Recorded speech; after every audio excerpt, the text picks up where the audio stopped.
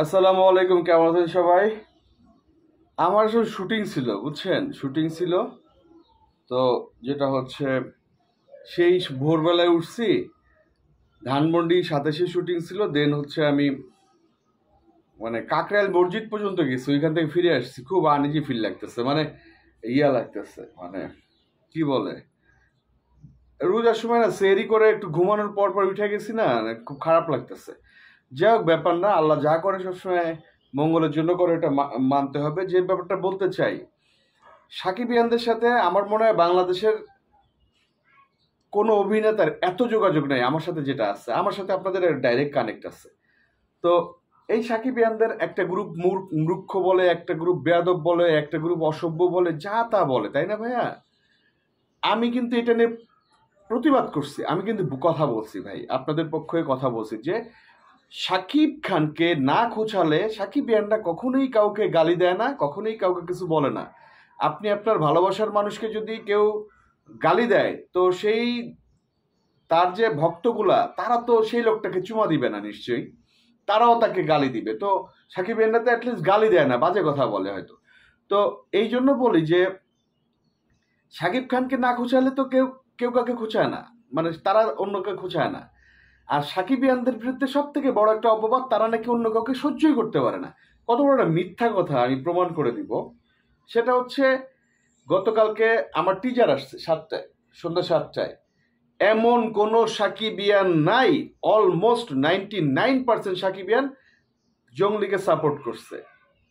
ব্যাপারটা কি দাঁড়ালো, সবাই যে বলে, এই যে মূর্খ তো ওরাই, ওরা যে বলে সাকিব খানের ভক্তরা, এই মূর্খরা, এই এই অসভ্যরা সাকিব খানের বাইরে কাউকে সহ্য করতে পারে না। তাহলে ব্যাপারটা কি হলো? আমার ওয়ালে যান, আমার ইউটিউবে, ফেসবুকে, পেজে, সব জায়গায় আমাকে ইনবক্সে উইশ করতেছে, ভাইয়া বরবাদের পরে জঙ্গলি দেখবো। আমিও বলছি, আমি নিজে বলছি আমি প্রথমে বরবাদ দেখবো, তারপরে জঙ্গলি দেখবো।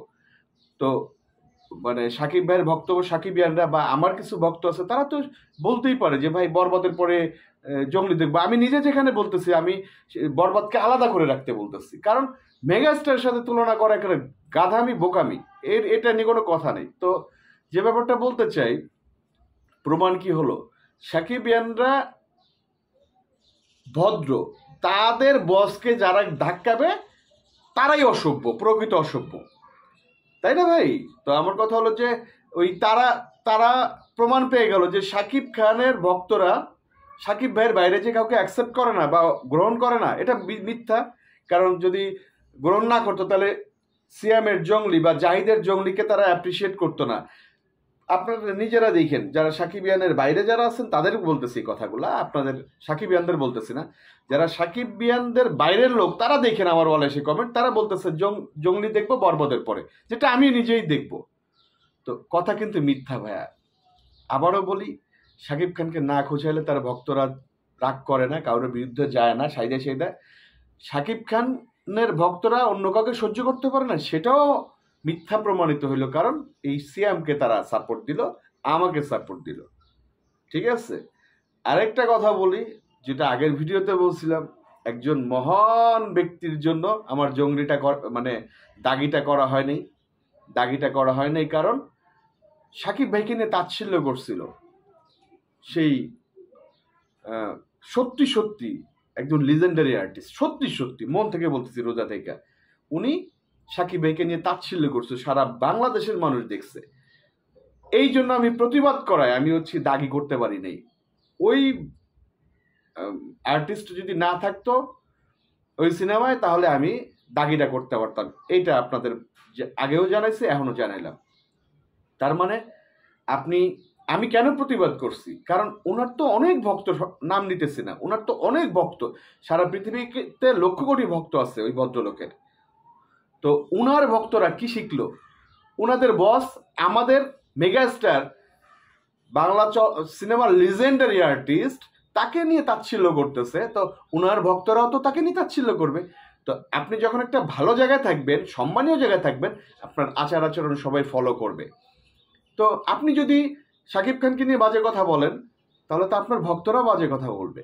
এইটার জন্য আমি প্রতিবাদ করছিলাম যে না ভাইয়া, আপনি এটা বলতে পারেন না। আপনি সম্মানী ব্যক্তিকে সম্মান দিতে হবে। আপনি রেসপেক্ট সারা পৃথিবীর মানুষ করতেছে, আপনি হ্যাঁ ঠিক আছে আপনি রেসপেক্ট করবেন না, সেটা আপনি কাউরে বোঝানোর দরকার নেই, বাট তাচ্ছিল্য করা যাবে না। এর প্রতিবাদ করার জন্য আমি কিন্তু দাগিটা করতে পারিনি। এ ব্যাপারে ক্ষোভ আছে, কারণ কি শিল্পীদের মন তো আসলে উদার হইতে হয়। উনি প্রতিশোধ পরায়ণ একজন মানুষ, যেটা আমার ভালো লাগে নাই। এই ব্যাপারে আরো অনেক কথা হবে। ধন্যবাদ, ভালো থাকবেন, আসসালামু আলাইকুম। ও আজকে তো আসতেছে, আজকে কি আসতেছে?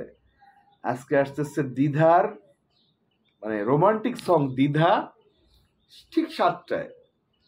আমি বললাম এইটা একটা রেকর্ড হবে, এত ফিল, এত মজা, এত লাভ, এত সেন্টিমেন্ট এই দ্বিধা গানের ভিতরে। আমি জাস্ট ফিদা, ছোট্ট একটু ক্লিপ দেখে আমি ফিদা, এবং এই গান উড়বে। সন্ধ্যা 7টার পরে আমি আবার আসবো এই দ্বিধা গানের মানে দ্বিধা গানকে নিয়ে বলতে। তো সেই পর্যন্ত ভালো থাকবেন, আমার জন্য দোয়া করবেন, আমি খুবই ক্লান্ত। ভালো থাকবেন, আসসালামু আলাইকুম।